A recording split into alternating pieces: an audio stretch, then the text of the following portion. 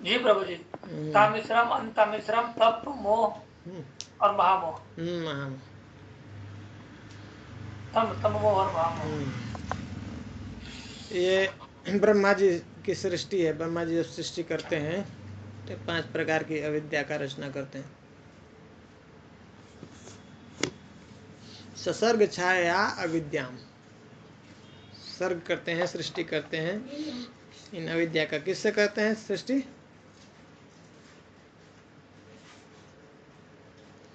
अपनी छाया से, 5 अविद्याओं की। अपनी छाया से ब्रह्मा जी 5 अविद्या का। जी प्रभु। ससर्ग छाया अविद्याम पंच पर्वाणम अग्रतः, 5 प्रकार की अविद्या शुरू में, सृष्टि के प्रारंभ में उन्होंने बनाया। तामिश्र, अंध तामिश्र, तमो मोह महातमो। लोगों ने देखा था इसको। ये आवश्यक था जीव को भोग करने के लिए, ये जरूरी था, इसके लिए इन्होंने बनाया। अगर ये अज्ञान नहीं रहेगा जीव को तो क्या है, भोग नहीं कर सकता है ना। तो ये मूल कारण हम लोगों को पता चला। मूल कारण इस संसार में जो दुख है उसका क्या कारण है? मोह अविद्या।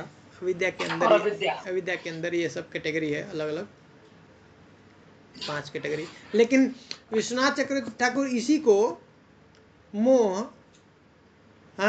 तमा मोह, महामोह, तामिश्र, अंध तामिश्र और तामिश्र, ये जो 5 प्रकार के जो अविद्या है उसको क्या बताते हैं? अविद्या, अस्मिता, राग, द्वेष और अभिनिवेश, 5 प्रकार की। तो हम लोग पिछली बार देखे थे जब श्रद्धा होता है, श्रद्धा के पहले हमने देखा था श्रद्धा कैसे उत्पन्न होती है, श्रद्धा का क्या क्राइटेरिया है। जो भक्ति की क्राइटेरिया श्रद्धा, और श्रद्धा को प्राप्त कहाँ पे करेंगे, कैसे प्राप्त होती है, उसको हम लोगों ने देखा था। और श्रद्धा जब होती है तो व्यक्ति जो है ढूंढता है, किसको क्या ढूंढता है? उसको नीड होती है, ऐसा रिक्वायरमेंट होता है कि अब मुझे इसके बारे में जानना है, इसमें अब कैसे हम आगे प्रगति करें। तो भक्तों का संग करता है, गुरु का जो है आश्रय लेता है, गुरु चरण आश्रय लेता है, दीक्षा लेता है। दीक्षा के बाद वो भजन करता है। भजन जब करता है तो इसके द्वारा, भजन के द्वारा ये जो बीज है भक्ति का, ये जो बीज जो है किसके द्वारा प्रदान होता है? भक्ति का बीज कौन करते हैं? गुरु करते हैं। गुरु कृष्ण की कृपा पर। गुरु कृष्ण और कृष्ण की कृपा से सब प्राप्त होता है।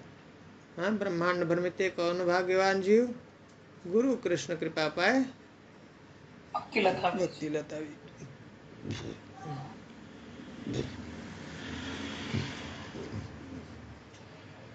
तो ये जब बीज वो हृदय में डाल देते हैं, बीज का मतलब क्या है?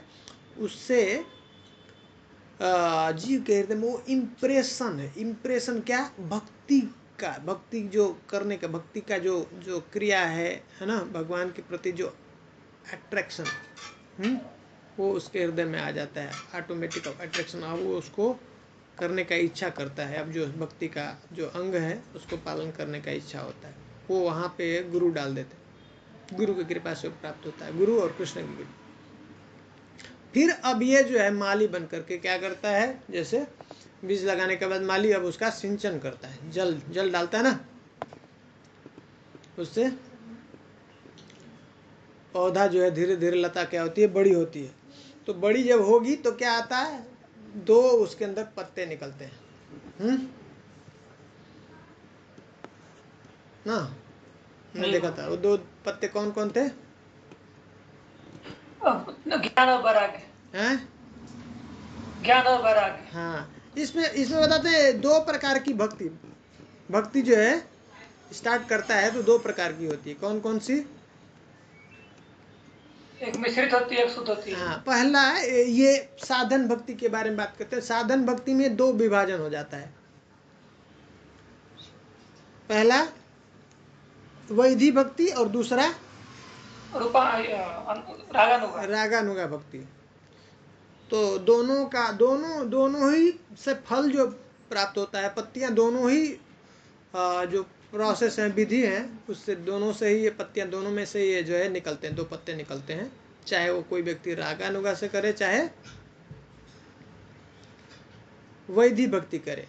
कोई एक बार हमसे कोई प्रश्न किया था, ये जो है नाम काउंट करके क्यों नाम लेना? भगवान तो ऐसे अनगिनत देते हैं ना, बिना काउंट किए हमको देते हैं ना, है कि नहीं? जी प्रभु जी। तो हम काउंट करके क्यों उनका नाम लें? हमको भी बिना काउंट के नाम लेना चाहिए, नहीं है कि नहीं? सही बात है। फिर क्यों हम लोग काउंट करके नाम लेते हैं? प्रभु जी बताओ। बताइए। प्रभु जी, प्रभुपाद जी ने ऐसा बनाया क्योंकि जो बद्ध जीव हैं, भगवान बोलते हैं कि तुम सततम कीर्तन तो यहाँ मतलब सतत कीर्तन करना है, भगवान को याद करना है। लेकिन जो बद्ध जीव हैं वो फंसे हुए हैं तो सतत उनको करने का नहीं होता है। तो प्रभुपाद जी ने सुझाव बताया कि हम दिन 1 मिनट में 19 बार हम सांस लेते हैं। तो प्रभुपाद जी ने बताया कम से कम सांस के अनुसार एक 17,000 कुछ 27,000 कुछ होता है, ठीक है ना? तो 16 माला करने से हमको उतना हो जाता है।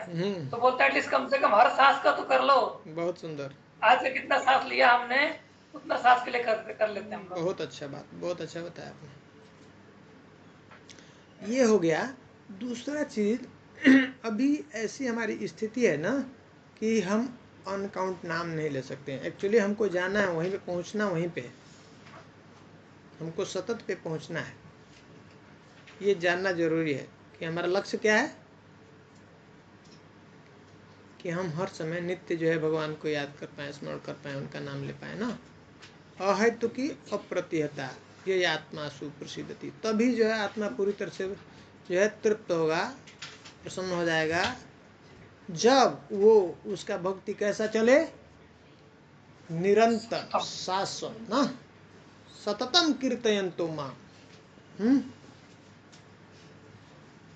ऐसा जब हम करेंगे तब तो भगवान कहते हैं सततम कीर्तयन्तो माम ये जना पर्युपासते तेषां नित्यभियुक्तानां योगक्षेम वहाम्यहम्।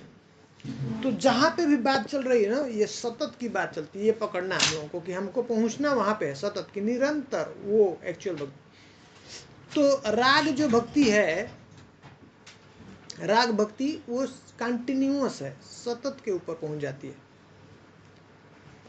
रागानुगा जो भक्ति है, तो वैधि भक्ति बताया गया कि अभी चलो शुरू में कोई बात नहीं, आप 16 माला नहीं कर सकते हो तो कोई बात नहीं, आप 10 बार भगवान का नाम लो, फिर 10 से 20 कर दो, हाँ, फिर से 20 से 50 कर दो, ऐसे 50 से 1 माला कर दो, ऐसे 1 माला करो, काफ़ी समय करते रहो, फिर बढ़ाओ उसको, 1 को 2 करो, हाँ, 2 को 4 करो। ये विधि है, नियम पूर्वक। लेकिन हमने 1 का नियम ले, 1 माला करेंगे तो हम रोज माला 1 जरूर करेंगे, ये नियम। और जैसा गुरु ने बताया, आचार्य ने बताया, भाई हम जो है प्रसाद ही ग्रहण करेंगे और कुछ हम नहीं ग्रहण करेंगे, बिना भगवान को भोग लगाए हम नहीं कुछ खाएंगे, ऐसा कुछ नियम। तो ये विधि, इसको वैधि भक्ति कहते हैं। जो विधि के अनुसार, जो शास्त्र में बताया गया उसके अनुसार, गुरु के बताए हुए आज्ञा के अनुसार जो भक्ति करता है, भक्ति का पालन करता है, उसको क्या कहते हैं? वैधि साधन भक्ति। ये साधन है। साधन किस चीज का साधन है? हमको भगवान का प्रेम मिलाएगा, ये दिलाएगा, जो भगवत प्राप्ति कराएगा, उसका उद्देश्य। साधन भक्ति का उद्देश्य क्या है? साधना करते हुए भगवान को प्राप्ति करना। हाँ, ये साधन है। इसके द्वारा इसका उद्देश्य है कि हमको भगवान की प्राप्ति हो जाए, भगवान का प्रेम प्राप्त हो। ठीक है, तो ये साधन हम करेंगे तो हम वहाँ तक पहुँच जाएंगे। तो बिगिनिंग स्टेज में हमको एक नियम से, अगर नियम नहीं बनाएंगे, हम बताते हैं बहुत लोगों को कि अगर नियम आपने नहीं बनाया ना तो आपसे नहीं होगा। इसलिए चाहे व्यक्ति ऐसे संसार में कोई काम कर रहा हो या उसको आध्यात्मिक जगत में उसको अगर आगे बढ़ना, किसी भी क्षेत्र में आगे बढ़ना हो, तो उसको जीवन में उसका रूटीन होना बहुत ज़रूरी है कि हम इतने समय पे उठेंगे, इतने समय पे हम भोजन करेंगे, इतने समय पे हम जो है माला करेंगे, इतने समय पे हम बुक पढ़ेंगे, इतने समय पे हम श्रवण करेंगे। ऐसा अगर नियम नहीं बनाएंगे तो वो नहीं होगा, वो नहीं कर पाए। इतने समय पे हम सोएंगे, ये समय नहीं होगा, इतने समय पे जाएंगे, ये सब एक रूटीन होना चाहिए, फिक्स रूटीन होना चाहिए। जब तक ऐसा नहीं होगा तब तक वो व्यक्ति को, चाहे वो भौतिक जो कार्य हो चाहे आध्यात्मिक, दोनों में कभी दोनों में सक्सेस नहीं हो सकता, सफलता उसको नहीं प्राप्त होगी। तो ये बहुत जरूरी है। तो इसलिए नियम तो, और हम नियम बनाए तो नियम तोड़ सकते हैं ना। हमारा ही नियम बनाया हुआ तो क्या फर्क पड़ता है, आज उठे कल देख लेंगे, कल फिर उठेंगे, नहीं उठेंगे टूट जाएगा, है कि नहीं। कल 8 बजे, परसों 9 बजे, परसों 9 बजे। परसों 9 बजे। तो इसलिए जो ये जो आज्ञा है, जो इंस्ट्रक्शन है, हायर अथॉरिटी से आना चाहिए। हायर अथॉरिटी से जब आता है तो हम पालन करते हैं। जैसे हमारा मैनेजर ने बोला ऐसा करना है भाई, ऑफिस का एक नियम टाइम बताया, ये जो मैनेजमेंट ने दिया, ये टाइम पे आपको लॉगिन करना है, तो वो हो जाएगा अपने हिसाब से। अगर हम नियम बनाए तो 2 दिन जाएंगे टाइम से 9 बजे 8 बजे, और उसके बाद फिर किसी दिन 10 बजे, किसी दिन 12 बजे, किसी दिन नहीं भी जाएंगे। इसके लिए क्या है, ये अथॉरिटी के द्वारा हमको ये मिलना चाहिए। तो इसलिए गुरु के द्वारा, शास्त्र के द्वारा बताए हुए हैं कि ऐसे ये चीज़ आप करोगे तो जब उनका इंस्ट्रक्शन मिलता है, ऊपर से आता है, तो हम उसको तोड़ नहीं सकते। अब हमको उसको मानना पड़ेगा, उसमें हम बंध जाते। तो इसलिए बहुत जरूरी है गुरु की आज्ञा का पालन करना। इसको बोलते हैं ना, एक ये बहुत बड़ा, अगर हमने उनकी आज्ञा को पालन नहीं किया, शास्त्र की आज्ञा का, निर्देश का पालन नहीं किया, तो बहुत बड़ा अपराध है ना। हम लोग पढ़ते हैं ना, नाम अपराध में तीसरा अपराध क्या है, गुरु के अवज्ञा करना, गुरु की आज्ञा का पालन नहीं करना है, क्या है ना, ये अपराध है। तो इसलिए अब हम गुरु के जैसे बताए हैं उसके हिसाब से अगर हम करते हैं, ऐसे कुछ दिन कंटिन्यूस करेंगे, तो लगातार जब अब इसमें हम करते रहते हैं, इस विधि से सिंसियरली लगातार काफी समय तक ऐसा करेंगे ना, तो इसको विधि कहते हैं। अब विधि से अब ऐसे करते करते करते करते ये मन का क्या है, एक क्वालिटी है, एक नेचर है, एक स्वभाव है, क्या, ध्यायते विषयान पुंसम, हाँ, संगस्ते उपजायते, संग, उससे क्या उपज होता है, संग की उपज होती है, संग का वो उत्पन्न करता है। संग का मतलब क्या है, आसक्ति। करें निरासक्ति जो है, निरासक्ति से अगर भजन कर रहे हैं तो क्या होगा, करोड़ों जन्म तक ऐसे भजन करेगा, कृष्ण प्राप्ति, कृष्ण प्रेम नहीं होगा, उसके अंदर भाव नहीं उत्पन्न होगा, करोड़ों जन्मों तक ऐसे ही करते रहे। इसलिए आसक्ति बहुत जरूरी है। तो राग मतलब क्या, विषय के साथ आसक्ति। जो विषय है ना, जैसे जिह्वा देखती है, उसको देखा, उसको रसगुल्ला दिखा, उसको रसमलाई दिखा, तो अपने आप उससे खाने अपने आप, वैसे ही वो राग, उसको बोलते हैं राग। विषय के साथ में जो है आसक्ति है, उसको क्या कहते हैं, राग। उसी तरह से नेचुरल, अभी अभी अभी गुरुजी ने बोला है, अभी शास्त्र में ऐसा बता रहा है, भाई ऐसा करना है,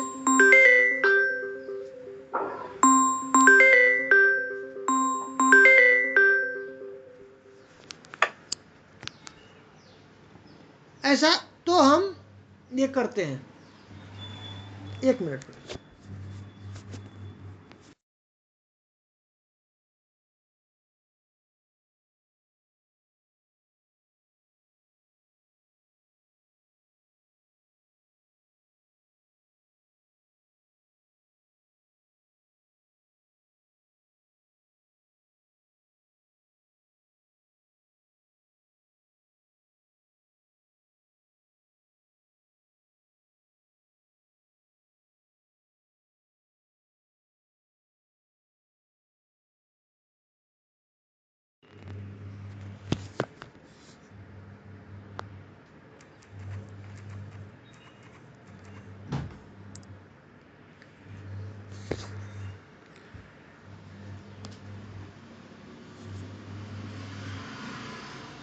हरे कृष्णा।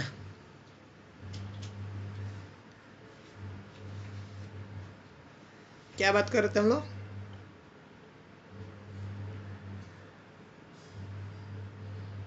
शास्त्र के अनुसार गुरु जी का निर्देश। हाँ हाँ, तो जब ऐसा, इसलिए ये बहुत जरूरी है। शास्त्र जब जो बताता है ऐसा करना है, ऐसा करने से ऐसा होगा, गुरु जी बताते हैं, हाँ, तो जब उनके बताए हुए हम आज्ञा पे पालन करते हैं तो धीरे धीरे और सिंसियरली हृदय से जब हम उसको करते हैं, लग करके प्रे करते हैं भगवान से, हाँ, आगे बढ़ने के लिए, तो उनकी कृपा से क्या होता है, धीरे धीरे धीरे धीरे कुछ समय तक ऐसा लगातार जब करेंगे, यत्न पूर्वक करेंगे, तो तब जाकर के उसमें राग उत्पन्न होता है,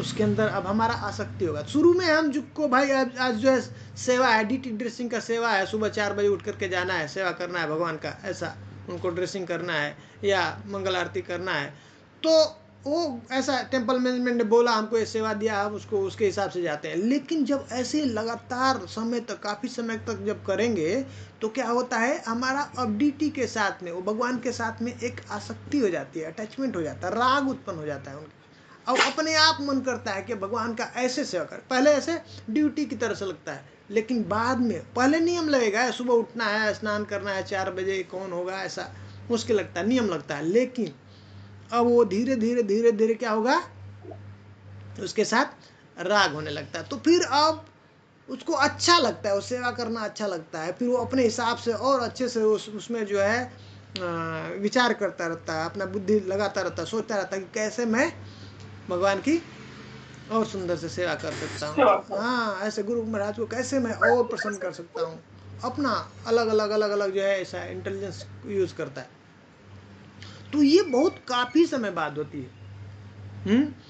तो लेकिन ये राग जो भक्ति है, ये बहुत ऊंचे लेवल का है। उस समय उसके हृदय में अब किसी प्रकार का अनर्थ नहीं है, अनर्थ से पूरी तरह से निवृत्त हो चुका है, और ये काफी बाद में आता, और ये जनरली जो है कहाँ पे मिलता है, ये जो है संभव है भगवान के धाम में, व्रज में। ये जो रागात्मिका है, रागात्मिका मतलब जिसको ऑलरेडी राग है, और रागात्मिका एक इसके अंदर होती है, बचपन से ही उसको, जन्म से ही उसको राग है कृष्ण के प्रति, सेवा, उनके प्रति, सेवा के प्रति। तो वो जो भगवान के परिकर हैं, भगवान के जो पार्षद हैं, उनके अंदर ये ऑटोमेटिकली होता है राग, उसको बोलते हैं रागात्मिका भक्ति। तो जो व्यक्ति रागात्मिका भक्ति करता है ना, वो रागात्मिका को, भक्ति को जो फॉलो करता है, उसको, जैसे हम लोग बोलते हैं ना, हम लोग किसके अनुगामी हैं, हम लोग किसका अनुसरण करते हैं, रूपानुगा, हम लोग रूप गोस्वामी के अनुगामी हैं, उनको हम लोग फॉलो करते हैं, वो जैसा बताते हैं, जैसा उन्होंने जैसे जिस रास्ते पे चला, हमको उनको अनुसरण करते। वैसे ही राग आत्मिका जो भक्त हैं, वो जो जैसा करते हैं, उनके राह पे जो चलने वाले होते हैं, उनको क्या कहा जाता है,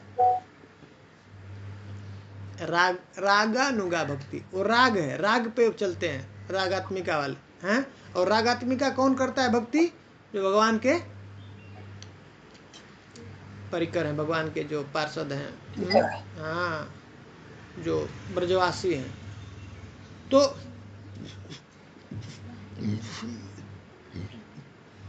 ये स्थिति काफी सारे ब्रजवासी हैं, हाँ, सारे ब्रजवासी सभी, हाँ, ब्रजवासी ही नहीं कहते हैं, वो तो कह रहे हैं वहां पे कि सिर्फ ब्रजवासी मतलब मनुष्य ही नहीं, यहाँ तक कि और भी जो योनियों में है, मतलब बंदर, पक्षी, हाँ, गाय, मतलब सभी जीव, जीवात्मा, हाँ, वो भी, हाँ, वो भी जो है उस राग भक्ति में रागात्मिका करते हैं, उन भक्ति करते हैं, वो निरंतर उसमें लगे रहते हैं, क्योंकि वो एक सेवा उनका लगातार चलता है ना, वो बंद नहीं होता है। एक हम लोग जो पढ़ेंगे भक्ति रसामृत सिंधु में, जो 5 अंग बताते हैं ना कि बहुत ही पावरफुल है, क्या क्या है,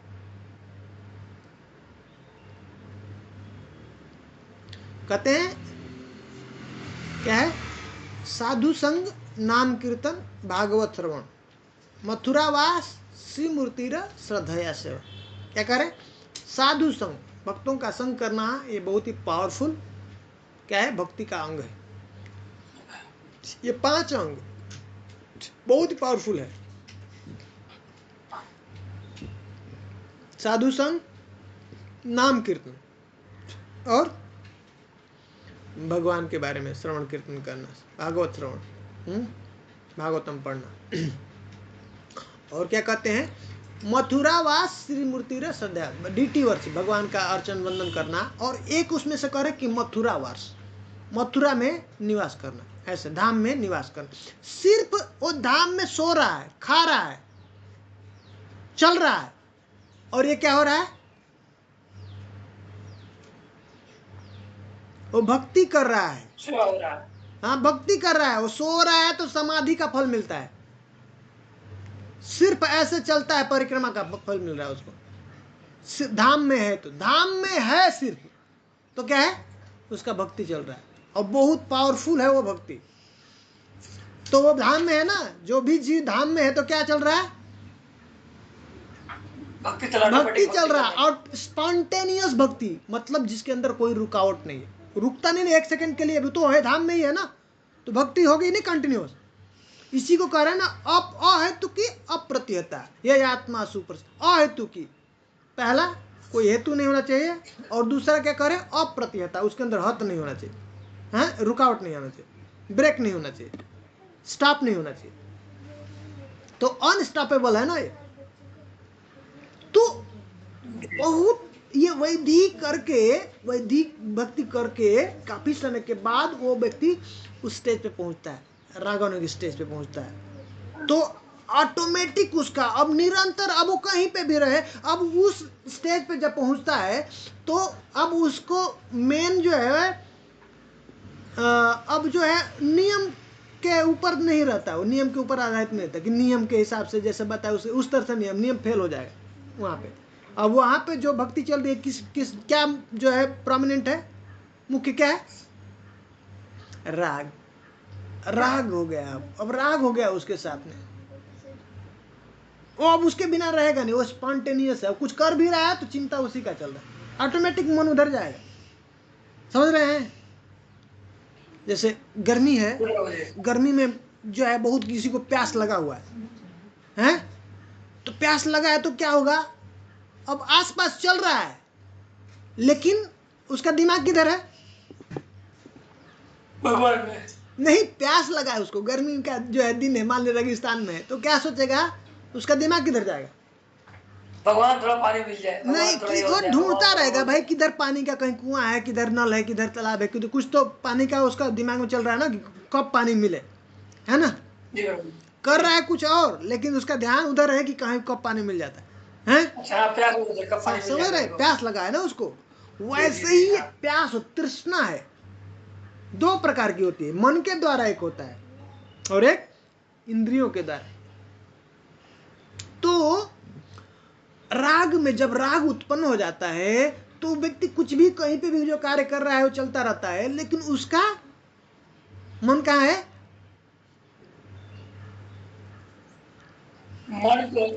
मन लगा रहता है। हाँ, मन उधर ही लगा रहता है, हमेशा मन उधर ही लगा रहेगा, और चिंतन कहीं रहेगा, लेकिन हाँ, चिंतन मन वहीं पर रहेगा। हाँ।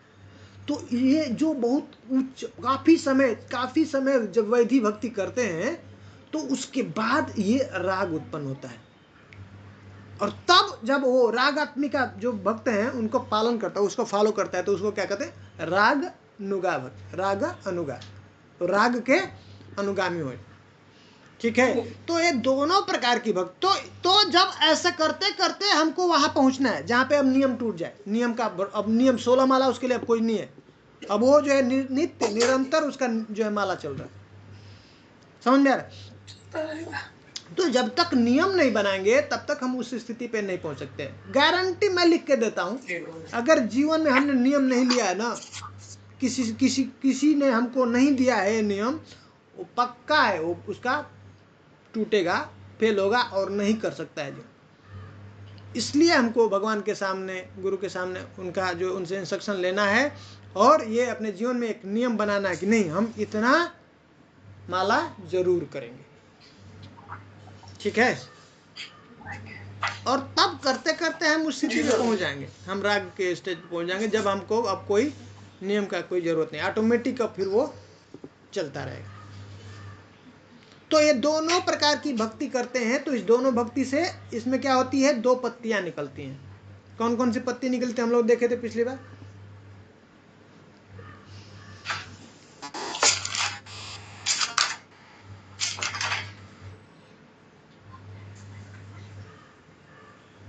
याद है किसी को?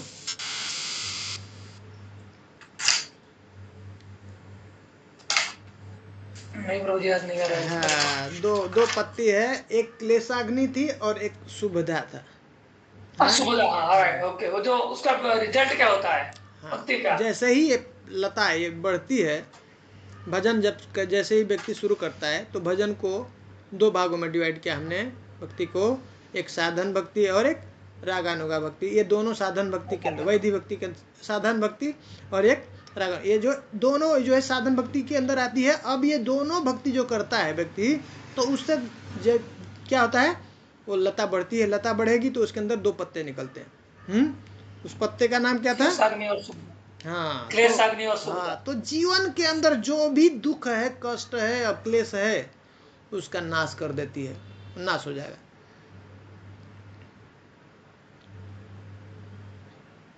अमंगल खत्म हो जाता है और उसके जीवन में क्या होता है, सब मंगल होने लगता है, शुभ होने लगता है।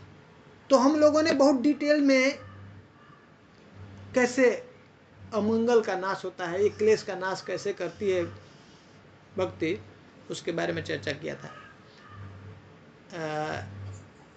वहाँ से हम लोगों ने भक्ति रसामृत सिंधु से इसके बारे में चर्चा किया था। क्या है बताते हैं भक्ति रसामृत सिंधु में रूप गोस्वामी कि अब ये जो है इसका मूल कारण क्या है, क्लेश का। क्लेश का हमने देखा था कारण क्या है,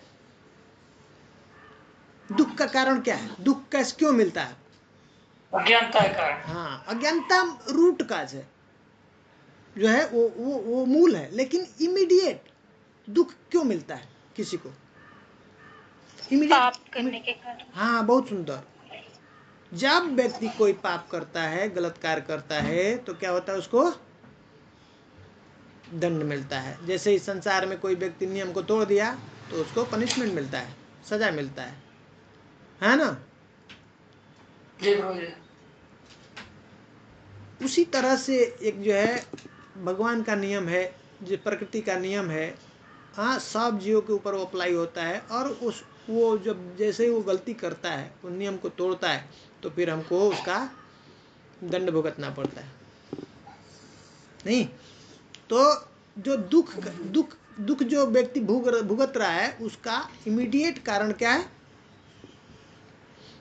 पाप करता है। अब पाप क्यों हो रहा है, पाप क्यों करता है कोई, अज्ञानता के कारण। हाँ, वो भी जो है रूट काज है। अभी इसके पहले एक और हमने कारण देखा था, इमीडिएट काज क्या है इसका, कोई जो व्यक्ति किसी व्यक्ति को जबरदस्ती उसको लगता है कि मैं जानता हूँ फिर भी कोई मुझे ऐसा फोर्स कर रहा है, वो ज्ञान है उसको, बाद में पता शांति बैठता है तो उसको लगता है कि ये जो मैंने किया वो ठीक नहीं था, गलत था, लेकिन जबरदस्ती फिर भी उसको लगता है कोई करवा दिया, उसको प्रेरित करता है ये कार्य करने के लिए।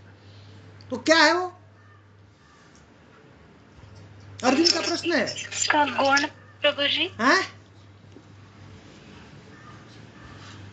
व्यक्ति का गुण उस पर कौन सा, मतलब सतो रजो तमो गुण। हाँ, गुण तो है इस संसार में हम लोग हैं तो, लेकिन हम लोग चर्चा किए थे कि उसका क्या ऐसा चीज होती है जो व्यक्ति को ऐसा उसको प्रेरित करती है, उसको फोर्स करती है कि नहीं ऐसा करो, ऐसे उसको पाप आचरण में जो है लिप्त करा देती है, उसको करवा देती है, उससे पाप करा देती है।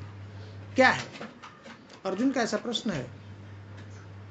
भगवत गीता पूछते हैं भगवान, हमको लगता है कि तमोगुण के कारण होता है। हाँ, काम इच्छा। हाँ, ये है वासना है, उसकी काम वासना है, काम वासना है। वो उसको जब जैसे उसके अंदर जब ऐसी वासना है आती, हृदय में है, तो वो उसको जानता है कि ये गलत है, पिछली बार चोरी किया था, वो पकड़ा गया था, उसको पीटा गया था, हैं? लेकिन फिर भी वासना अभी पड़ा हुआ मौका मिल है, गया ऐसा पूरी मौका करने देखता है और फिर से उसको करवा देता है। वैसे ही वो जानता है व्यक्ति, लिखा हुआ है सिगरेट के ऊपर, क्या है, सिगरेट पीना हानिकारक है। हानिकारक है, वो जो है शराब के बोतल पे लिखा हुआ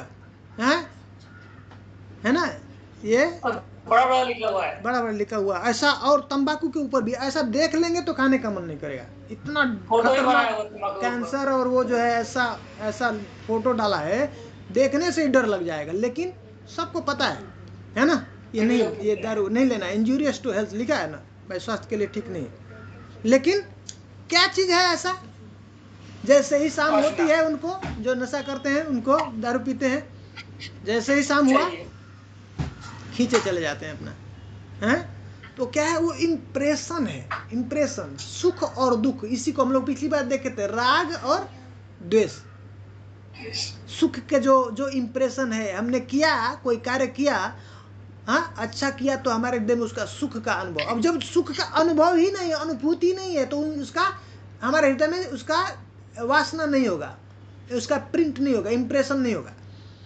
जैसे पिछली बार हमने देखा ना, चाइना के लोग क्या है, क्या खाते हैं, झिंगुर, कॉकरोच ये सब खाते हैं। तो उनको झिंगुर काकरोच देखेंगे तो उनको मुंह में लार आने लगेगा नहीं।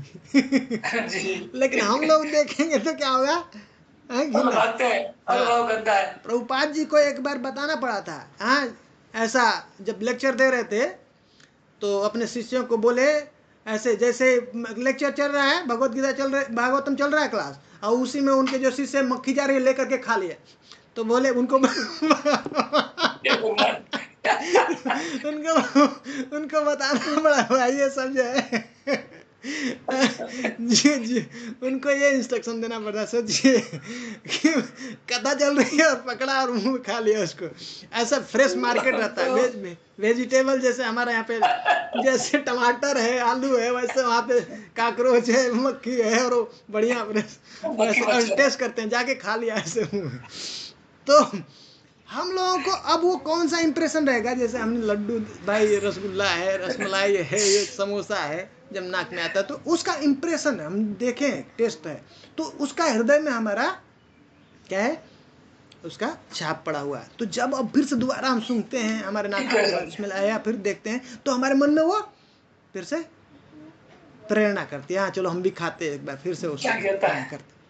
तो ये काम वासना जो हृदय में है, ये जो उसको व्यक्ति को फोर्स करती है, प्रेरित करती है कि नहीं ठीक है अभी कर लो, समझ में आया। तो जो क्लेश है, दुख है, कष्ट है, उसका इमीडिएट काज क्या है, तुरंत वासना नहीं, उसके पहले हमने देखा था ना, इमीडिएट, तुरंत, पहला फर्स्ट दुख जो मिल रहा है हमको, दुख क्यों मिलता है, पहला इमीडिएट कारण क्या है, पाप। पाप। हम पाप आचरण, पाप करते हैं, बहुत सुंदर। पाप जब तक आप नहीं करेंगे तब तक आपको दुख नहीं मिलेगा। जैसे मान लीजिए मैंने देखा जो है मैं देखा लोग जो है पी रहे हैं, दारू पी रहे हैं, और मेरा इच्छा कर रहा है पीने के लिए, लेकिन मैंने क्या किया, अभी तक वो इच्छा है, हृदय तक ही है, पर मैं जाकर के उसको पिया नहीं, एक्शन में नहीं है, पाप आचरण में नहीं है। पाप नहीं होगा तब तक आप भुगतेंगे नहीं। समझ में आ रहा है ये बात? तो जी प्रभु जी, और प्रभु जी क्या हुआ, इच्छा का भी तो फल मिलेगा प्रभु जी। नहीं, इच्छा का फल छूट है, अभी छुट्टी भगवान ने हम लोगों को छुट्टी दिया है उसका। ये कलयुग में मन के द्वारा किसी के बारे में उल्टा बोल नहीं दिया, मतलब मन में सोच लिया, किसी का गलत सोच लिया तो उसका छूट दिया, उसका सजा नहीं मिलेगा कलयुग के लिए। और युगों में अगर हम मन से भी कुछ पाप करते हैं, मन में भी सोच लिया कुछ गलत बात, तो उसका सजा मिलता है। लेकिन कलयुग में इतना स्थिति खराब है हमारी कि हमारे ऊपर दया करके भगवान ने छोड़ दिया कि बहुत बड़ा कोई करे, मन से करेगा तो निकलेगा ही नहीं, कभी ऐसे भोगते रहेगा। तो इसलिए हमारे ऊपर कृपा करके कलयुग में क्या किया, मन के द्वारा अगर कोई गलत चीज अगर मन में चलता है, भगवान ने हम जैसे बच्चों को बचा लिया है। बचा जो लिया। काम करने वाले प्रोफेशनल है। बहुत बड़ा डिस्काउंट दिया है, छूट दिया है। लेकिन एक मजेदार बात ये किसके ऊपर अप्लाई नहीं होता है? भक्त को। ये हम लोगों के ऊपर अप्लाई नहीं होता है। ठीक है, क्योंकि इसके पास रिस्क है। अगर गलत सोचते रहेंगे मन में तो नेक्स्ट स्टेज क्या होगा? गलत कर बैठेंगे। हाँ, वो एक्शन में आएगा। कितना दिन तक मन में चलेगा? जैसे ही ज्यादा दिन तक मन में चलेगा तो फिर वो आपका एक्शन में कन्वर्ट हो जाएगा। तो इसलिए हमको इसे, लेकिन कह रहे हैं कि दूसरा एक और फायदा कलयुग में, अगर मन के द्वारा अगर मान लीजिए सक्षम नहीं है और बहुत अच्छा चीज सोचते हैं तो उसका फल प्राप्त हो जाएगा। पुण्य काउंट होगा, पुण्य का पाप काउंट नहीं होगा। हाँ, मान लीजिए आपके पास में सक्षम नहीं है और चाहते हैं कि 1000, आज आपने 1 करोड़ जो है गायों का दान दिया है हृदय से। आप बस सुबह उठते ही स्नान करने के बाद जो है ऐसा ब्राह्मणों का भोजन कराया, ऐसा इतना दान दिया उनको, ऐसा भगवान को ऐसा सुंदर जो है भोग लगाया, ऐसा बना, वो सब का फल प्राप्त होगा। मन से ही आप जो है सिर्फ याद किए वृंदावन, वृंदावन में जाने का आपको फल प्राप्त होगा। उनका परिक्रमा करना चाहिए हम लोगों को। कर नहीं पाएंगे, कर लेना चाहिए लेकिन नहीं कर पाएंगे जानते हुए भी। बिना कुछ किए हुए 1 करोड़ गाय का दान का फल मिल जाएगा, मिलेगा गारंटी। इतना 1000 जो है भगवत गीता सिर्फ मन से सोच लीजिए। नहीं है, सक्षम नहीं है, नहीं कर पाएंगे, मन से ही आप, लेकिन मन नहीं करेगा, नहीं कर नहीं सकते, मन भड़का देगा, कर ही नहीं सकते हैं इसको। ऐसा व्यवस्था है कलयुग का। इसलिए हम लोग बहुत भाग्यशाली हैं। जो आचार्यों ने बता दिया नियम, गुरु ने बता दिया, जो शास्त्र ने दे दिया ना, तो हम लोग को मिलता है। हम लोग रोज प्रेम ध्वनि करते हैं ना मंदिर में, और हम लोग कहते हैं ना जो है बोलते हैं राधा कृष्ण, बोलते हैं ना श्री राधा कृष्ण चंद्र गोप गोपीनाथ श्याम कुंड राधा कुंड गिरि गोवर्धन की जय, मथुरा वृंदावन धाम की जय, हाँ, नवदीप मायापुर धाम की जय, श्री क्षेत्र जगन्नाथपुरी धाम की जय, द्वारका धाम की जय, हाँ, बोलते हैं ना गंगा माई की जय, यमुना माई की जय, भक्ति देवी की जय, तुलसी महारानी की जय, हाँ जी। तो ये सब मिलता है फल, वहां का फल मिलता है। हम लोगों को पता नहीं कितना पावर है इसके अंदर। सोचिए, दंडोत करते हैं, वहां का फल मिलता है।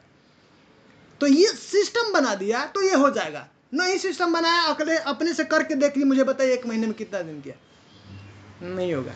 लेकिन सिस्टम बना दिया। हम लोग हर दिन करते हैं ना, ये मंदिर में जाइए, अपने आप ही प्रेम ध्वनि है हम लोग करते, और उसका फल। अब क्या होता है, थोड़ा थोड़ा जैसे भक्ति में आगे बढ़ते हैं तो एक चीज ऐड करना है कि कॉन्शियस होना चाहिए साथ में। अभी हम लोग सिर्फ मुंह से बोलते हैं ठीक है, स्मरण नहीं होता है, स्मृति में नहीं आता है। लेकिन जैसे ही हम वृंदावन बोले, राधा कुंड बोले, श्याम कुंड बोले, तो हमको वहाँ स्मृति होना चाहिए, स्मरण में आना चाहिए। वो राधा कृष्ण का स्मरण होना चाहिए, राधा श्याम सुंदर का स्मरण होना चाहिए। राधा कुंड हमारा ऐसा, जब प्रभु जी राधा कुंड देखा नहीं है तो उसको स्मरण आजकल तो साधन है प्रभु जी, वीडियो में देख सकते हैं, फोटो में देख सकते हैं उसका, तो आज तो बहुत नहीं, राधा कृष्ण तो कहता है, मंदिर में देखता है, जगन्नाथ जी का आता है, घर में भी विग्रह है आता है, लेकिन राधा कुंड श्याम कुंड तो समझ नहीं आता किधर है क्या। वो भी देख सकते हैं, वीडियो में देख सकते हैं, फोटो में देख सकते हैं, तो उसका स्मृति हो जाएगा। एटलीस्ट वो ध्यान, मतलब सिर्फ मुंह से नहीं बोले, हमको वहाँ पे प्रेजेंट होना, मतलब कॉन्शियस इम्पोर्टेंट। वो धीरे धीरे होता है, धीरे धीरे। इसलिए हम लोगों को यात्रा करना है ना, इसलिए जाना है यात्रा। ये सब जो भगवान की लीला स्थली है उसको जानना है, क्योंकि हम भगवान के धाम में जाने वाले, तो ये प्रैक्टिस करना है ना, जानना है ना क्या है कैसे। इसलिए हम लोगों को कम से कम कोशिश करना चाहिए साल में 1 बार जाएं धाम में, उसका दर्शन करें सब। समझ रहे हैं? तो ये फल प्राप्त होता है। अच्छा चीज करेंगे तो फल प्राप्त होगा। तो ये अच्छा चीज करना है, सोचना है, ये बहुत अच्छा आदत है। तो ये वासना है। वासना जब जो भी कार्य करते हैं उसका इंप्रेशन आ जाएगा, गुड या बैड, जो भी गलत होगा तो उसका इंप्रेशन आ जाएगा, उसका रहता है।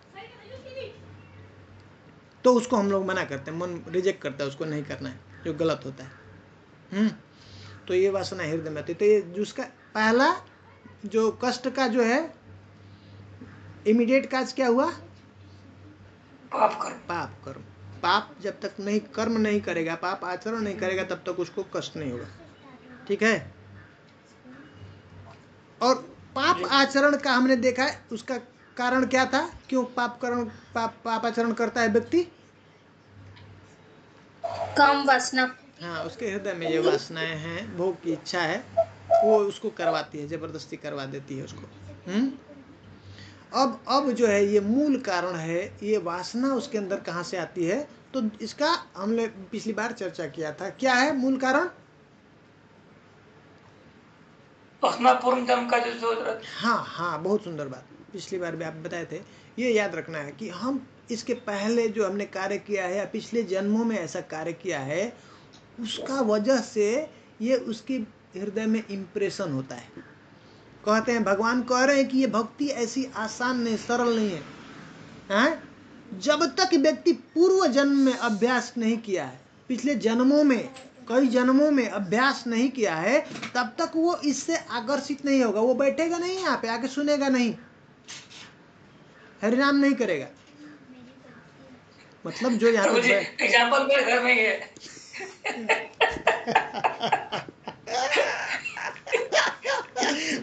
बोलिए मत। घर से निकाल देगी।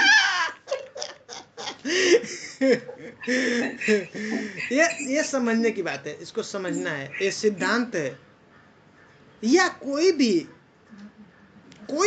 ये सिद्धांत की बात चल कह रहे हैं भगवान ना, ध्यायते विषयान पुंसः संगस्ते से उपजायते। ये सिद्धांत है, सिद्धांत को पकड़ना है। ये किसी के ऊपर अप्लाई होता है। तो व्यक्ति इस संसार में जन्म लिया, यहाँ पे जन्म लिया, कुत्ता बना, बिल्ली बना, मनुष्य बना, देवता बना, तो वो शरीर जो उसको प्राप्त हुआ, उसके पीछे सिद्धांत है। क्या सिद्धांत है? यम यम वाप्य स्मरणम।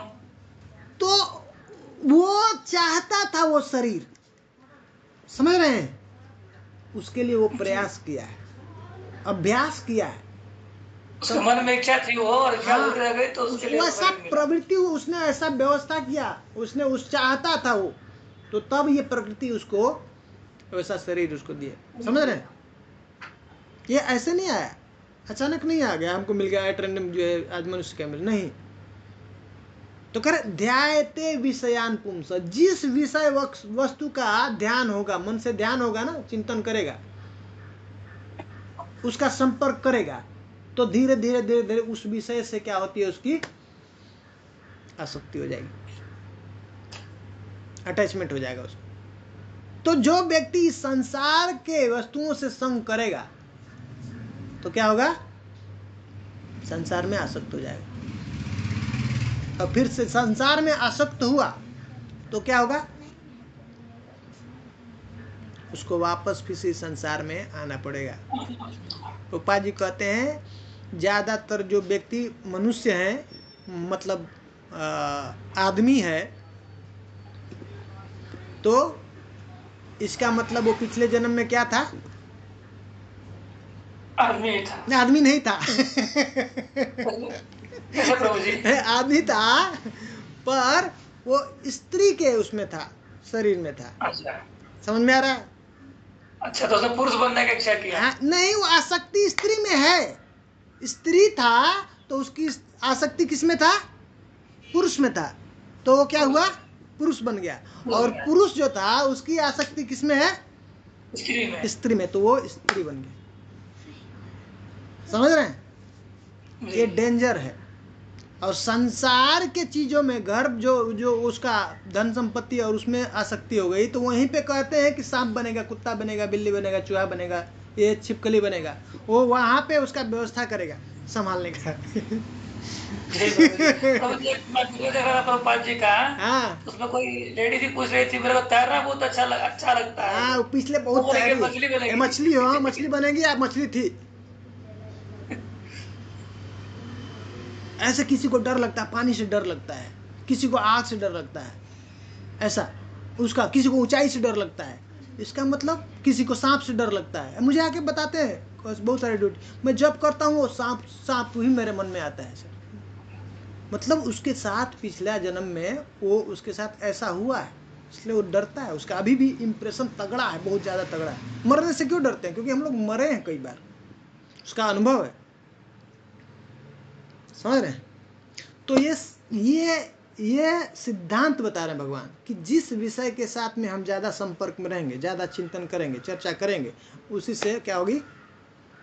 आसक्ति। सिंपल है ना। तो संसार की वस्तु से अगर हम जो है उसका चिंतन किए, ज़्यादा चर्चा किए, संग किए, तो अपने आप उसके साथ हमारी आसक्ति हो जाए। और जिसके साथ आसक्ति है वहीं पे आना पड़ेगा। किसी ने प्रश्न किया, प्रभुपाद जी हम तो भगवान को जानते नहीं, देखे नहीं, हम तो आपको ही जानते हैं, आपसे आसक्ति है, मरते वक्त आपका याद है तो क्या होगा? तो प्रभुपाद जी बोले मैं जा रहा हूँ तो वहां पे तुम पहुंच जाओगे। का सेवा का मौका तो मिलेगा। तो प्रभुपाद जी कहाँ रहते? वृंदावन धाम में है, भगवान के धाम में, तो वहां पे पहुंच जाए। तो सिद्धांत क्या करें कि जिससे आसक्ति होगी वहां हमको वैसा जन्म मिलेगा। समझ में आ रहा है? वही कॉन्सेप्ट आगे वो बताते हैं लास्ट में, मरते वक्त को, यम यम वापी स्मरण भावम त्यजति अन्ते कलेवरम। तो जो जीवन में हमने कार्य किया है ना, लास्ट मोमेंट में, मृत्यु के समय में, अब इंटेलिजेंस भी बंद हो जाता है, जो बुद्धि बंद हो जाती है, वहां पे सिर्फ मन रहता है, हृदय। जो आपको जो अच्छा किया है, जिसमें आपको इंटरेस्ट है ना, फ्री, जहां पे अपने आप आपका मन जाता है, ऐसे ही अनायास वही आपको याद आएगा अंत समय। इसलिए अगर हृदय से अच्छे से बहुत सुंदर से भजन नहीं किया है, प्रैक्टिस नहीं किया है, नाम नहीं किया है, तो नाम नहीं निकलेगा अंत समय। ऐसा सोच लें कि अरे हम उस समय मरते वक्त याद कर ले, भगवान का नाम ले लेंगे, नहीं चलता है। अभी रवि प्रभु जी एक शेयर किए थे बहुत सुंदर, किसी का वो कोई माता जी हैं, उनका नियर डेथ एक्सपीरियंस बहुत अच्छा था, इंस्पायरिंग था।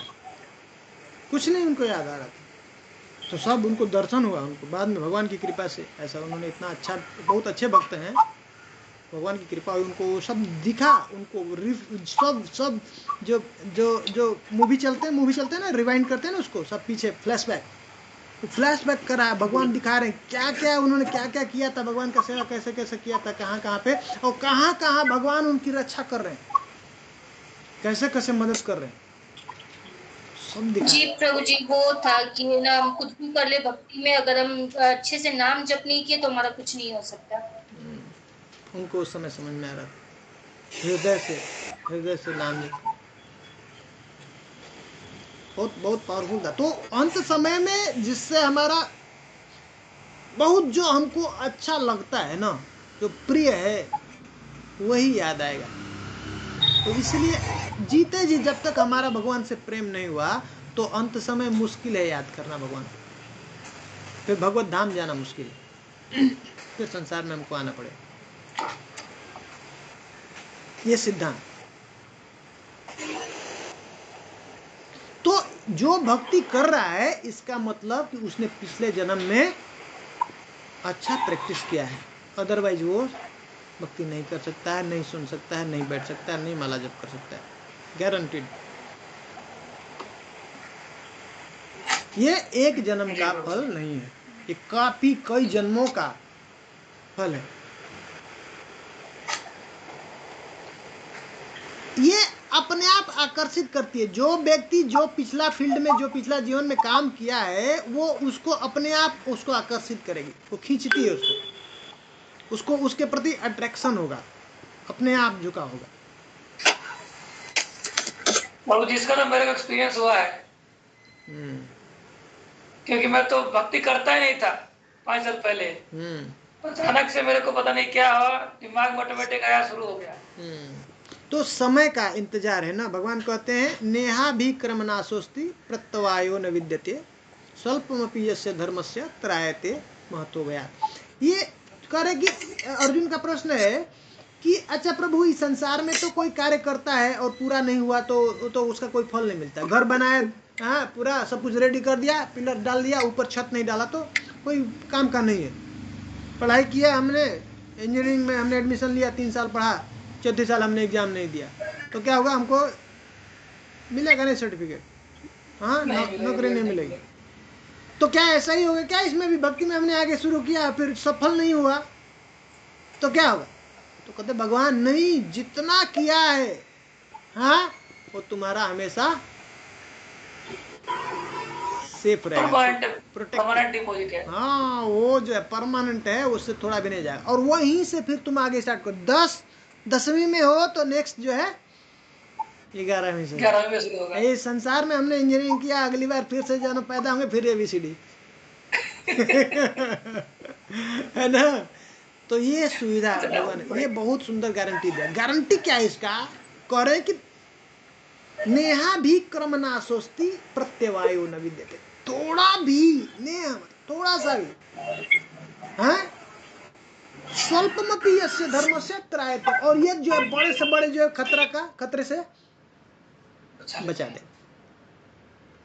सबसे बड़ा खतरा क्या है हमारे जीवन में? जन्म मृत्यु जरा व्याधि।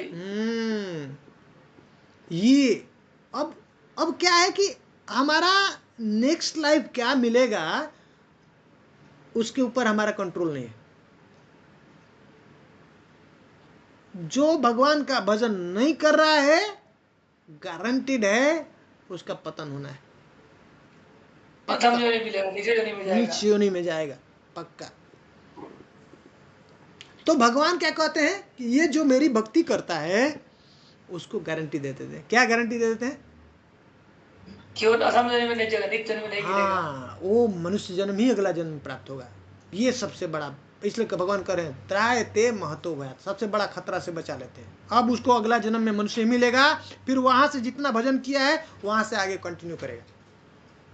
प्रभु जी एक चीज, हम लोग किसी को बात करते हैं, बहुत लोग बोलते हैं कि मैं अगले जन्म में क्या होगा कौन जानता है। मानने को तैयार नहीं होते हैं। वो नहीं कुछ बोलते नहीं, मैं मतलब मनुष्य बनूंगा, नहीं मान नहीं सकते ना। इसलिए बताया ना, क्योंकि देखिए हम लोग इसीलिए इसको डिटेल्स में पढ़े थे। इसको जो आचार्य बताते हैं, पहले उसको हम लोग ठीक से समझेंगे, तभी हमको वैसा ही, हमको प्रयास भी वैसा ही करना है, उसी से करना है। क्योंकि अब हम लोग क्या करना है, फिक्स करना चाहते हैं। जैसे LKG का बच्चा है, उसको PhD सामने ले आकर के PhD का जो है क्लास में बिठा दी, तो उसको कुछ जाएगा दिमाग में? वो ऐसा ही स्थिति है। भक्ति के लिए हमने क्या देखा? भक्ति के लिए क्या जरूरत है? भक्ति का योग्यता है, इच्छा। हाँ, भक्ति के अधिकारी के लिए कौन है भक्ति का अधिकारी? श्रद्धावान जन है भक्ति अधिकारी। श्रद्धा होना चाहिए। हाँ, उसके पास बहुत बड़ा बुद्धि है, लॉजिक से नहीं समझ सकता है। श्रद्धा नहीं है तो ये इसको कितना भी समझाएंगे वो नहीं समझेगा। इसलिए श्रद्धा के लिए क्या कहते हैं? श्रद्धा का कहाँ बाजार है, किधर मिलता है? तो हम लोग डिटेल्स में चर्चा किए थे। कह रहे हैं ये जो है भगवान के जो भक्त हैं वो बांटते हैं, वो देते हैं, उनके हाथ में है। समझ रहे हैं? वैष्णव भागवत मध्यम अधिकारी जो है भक्त हैं, मध्यम अधिकारी, हाँ, वो देते हैं। उनके अंदर में है क्या कैटेगरी, वो कैटेगराइज करते हैं। क्या है? प्रेम, मैत्री, दया और उपेक्षा। जो भगवान हैं और भगवान के ऐसे उत्तम भक्त हैं, उनसे क्या करते हैं? वो प्रेम करते हैं, हाँ, उनको सम्मान देते हैं। और जो उनके समकक्ष हैं, उनके समान जो भक्त हैं, जो मध्यम अधिकारी के भक्त हैं, उनके साथ क्या करते हैं? वो मैत्री करते हैं, फ्रेंडशिप करते हैं। और जो इनोसेंट है, हाँ, जो इनोसेंट है, जो अज्ञान में है, उसको कुछ पता नहीं है, तो उसके ऊपर कृपा करते हैं। कृपा करके क्या करते हैं? यही बताया, ये जब ये करते हैं तो उनके अंदर स्वीकृति, ये भक्ति उन्मुख स्वीकृति प्रदान करते हैं। जब तक ये भक्ति उन्मुख स्वीकृति बढ़ते बढ़ते बढ़ते बढ़ते 100% नहीं होगी, तब तक उस व्यक्ति के अंदर श्रद्धा नहीं उत्पन्न होती है। समझ रहे हैं? तो हमने देखा श्रद्धा के पहले 2 स्टेज और देखा था ना, क्या क्या था? सताम कृपा, बहुत सुंदर बात है। सताम कृपा, ये सताम कृपा, ये साधु जो है कृपा करते हैं। तो आपको क्या करना है? साधु कृपा लेना है। आप ही है ना साधु, आपको कृपा देना है उनके ऊपर है। मतलब हमसे जो बड़े हैं, हमसे जो ऊपर है, हम तो निम्न अधिकारी हैं। नहीं, कह रहे हैं कि आपको अब हम लोग जो है इसका सिद्धांत समझ लिए ना, तो अब हम इसको बांटना है। तो कोई जरूरी नहीं कि कोई क्लास में बैठे या आपकी फिलॉसफी सुने या समझे तभी कृपा, नहीं, वो अभी योग्य नहीं, श्रद्धा नहीं आएगी तब तक वो बैठेगा नहीं, सुनेगा नहीं, उसके लिए कई जन्म लगेंगे। तो अभी हमको क्या करना है, ये स्वीकृति हम दे सकते हैं उसको। स्वीकृति कैसे दे सकते हैं? मतलब कीर्तन में बुला के, भजन सुना के, कीर्तन में बुला करके, ऐसे भगवत गीता दे करके, उनसे कुछ दान डोनेशन दिला करके, या फिर क्या है, हम प्रसाद दे करके, ऐसा तो उसके अकाउंट में धीरे धीरे ये जाता जाएगा, स्वीकृति जाएगी, भक्ति उन्मुख स्वीकृति। प्रसाद देंगे, दर्शन कराएंगे, प्रभुपाद जी का दर्शन कराएंगे, बुक का दर्शन कराएंगे, ऐसे कीर्तन सुन लेंगे ऐसे, तो ये धीरे धीरे धीरे धीरे क्या होगा, उनके अकाउंट में जा रहा है, स्वीकृति जा रही, भक्ति उन्मुख स्वीकृति। अब फिर उनसे सेवा भी धीरे धीरे, वो सेवा महत कृपा हुआ और फिर से ऐसे सेवा में उनको लगाते हैं। सेवा होगा ना, भगवान की सेवा ऐसे करेंगे जब कई जन्मों तक जब चलता है, तो तब उनके हृदय में क्या होगी, जब वो पूर्ण हो जाएगा, 100% हो गया स्टॉक में, तो अब श्रद्धा तब उत्पन्न होती है। हम लोग चर्चा करते, अब श्रद्धा के बाद हमने ये जो है, उसके बाद जो स्टेप ये चलता है। तो इसलिए ये ध्यान देना प्रचार में कि सबका स्थिति एक जैसा नहीं, वो चेक करना है। और जैसे ही हम थोड़ा भक्ति में आगे बढ़ेंगे, तो ये हमको आज ये जो भगवान परमात्मा हमको डायरेक्शन देने लगते हैं, बताने लगते हैं, ठीक है, वो पहचान आएगी। जब मध्यम अधिकारी में पहुंचेंगे तो उत्तम अधिकारी को हम पहचान सकते हैं, नहीं तो अभी नहीं पहचान सकते कौन उत्तम अधिकारी। सिर्फ उम्र से नहीं देख सकते, ये 20 वर्ष से भक्ति कर रहा है तो उत्तम अधिकारी हो गया, अभी नया कोई आया तो नहीं, ऐसा नहीं है। वो पिछला जन्म में कितना किया है, कितना उसका उच्च स्थिति हमको पता नहीं है, तो वो हम नहीं चेक कर सकते हैं अभी। जब व्यक्ति मध्यम अधिकारी की स्टेज में पहुंचेगा ना, तो उसके अंदर ये जो है आ जाएगा, भगवान की कृपा से उसको